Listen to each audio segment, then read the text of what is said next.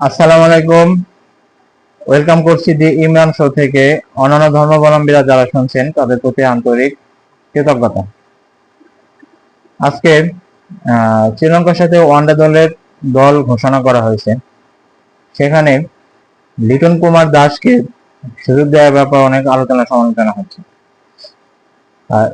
আপনারা জানেন লিটন কুমার দাস গত চ্যাম্পিয়ন্স ট্রফিতে বাজে ফর্মের জন্য সুযোগ পাননি এবং খেলতেও পারেননি। লিটনের সর্বশেষ 7 ইনিংসের রান হচ্ছে 6-1-0-0-2-4-0। যিনি গত 7 ইনিংসে ওয়ানডেতে মাত্র 13 রান করেছেন।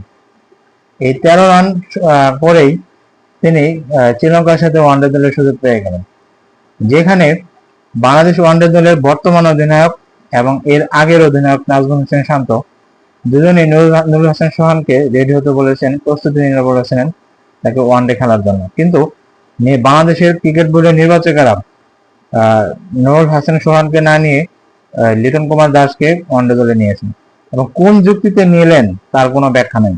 কারণ লিটন কুমার দাস লাস্ট 7 ইনিংসে 13 রান করার পরে চ্যাম্পিয়ন্স ট্রফির সুযোগ পান নাই। তারপর কোথায় খেলে তিনি ভালো করলেন, কোথায় খেলে তিনি ওয়ানডেতে রান করেন, এই জন্য লিটন কুমার দাসকে সুযোগ দেওয়া হয়। আপনারা দেখবেন নুরুল হাসান সোহান নিউজিল্যান্ড এ দলের সাথে 2টি সেঞ্চুরি করেছিলেন।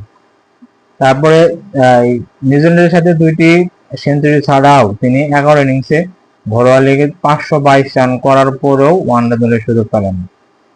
এটা তো কোনো ন্যায়সঙ্গত যুক্তিসঙ্গত আলাপ হলো না। একজন প্লেয়ার ভালো করার পরেও আপনি দলের সুযোগ দেন না, কিন্তু একজন জাতীয় দলের প্লেয়ার, একজন টি-20 দলের অধিনায়ক, তিনি লাস্ট 7 ইনিংসে 13 রান করেও ওয়ানডে দলে কিভাবে সুযোগ পান?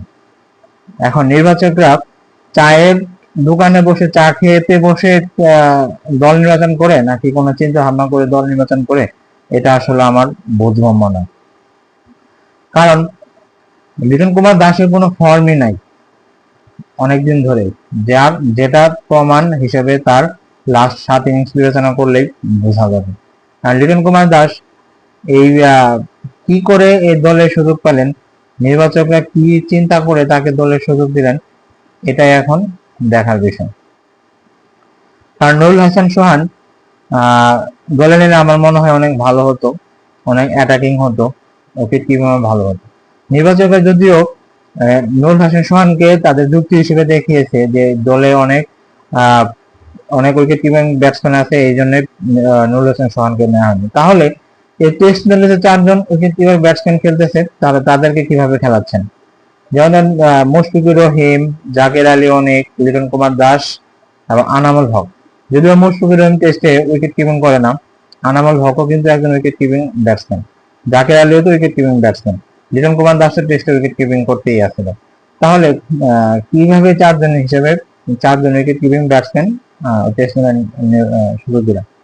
এখন ওয়ানডে দলে লিটন কুমার দাসের জায়গায় আমার মনে হয় নুরুল হাসান সোহানকে সুযোগ দিলে সবচেয়ে ভালো হবে। ধন্যবাদ সবাইকে, ভালো থাকবেন।